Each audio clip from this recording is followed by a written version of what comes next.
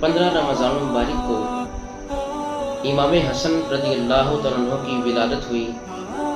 سیدنا علی المرتضیٰ ارشاد فرماتے ہیں کہ جب بیٹا حسن دنیا میں آیا تو سرکار دو عالم صلی اللہ تعالی علیہ وسلم گھر میں تشریف لائے اور فرمایا کہ میرا بیٹا تو مجھے دکھائیں اور اس کا کیا نام رکھا ہے؟ تو عرض کی گئی اس کا نام حرب رکھا ہے، تو فرمایا یہ حسن ہے، یہ حرب نہیں ہے۔ حضرت برا بن عازب آپ راوی ہیں کہ سرکار دو عالم صلی اللہ تعالی علیہ وسلم نے اپنے کندھوں پر سوار کیا ہوا تھا امام حسن کو، اور فرمایا یا اللہ میں حسن سے پیار کرتا ہوں، میں اس سے محبت کرتا ہوں، تو بھی اس سے محبت فرما، اور جو بھی اس سے محبت کرتا ہے تو اس سے محبت فرما۔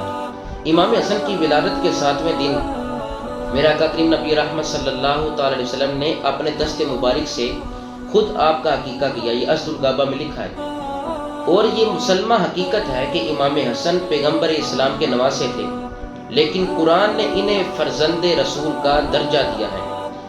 اس کائنات میں اگر اخلاق کو تلاش کرنا ہے تو اخلاق کے مجسم سرکار کی ذات ہیں، اور سرکار کی آل کو دیکھا جائے گا کہ اخلاق حسنہ کسے کہتے ہیں۔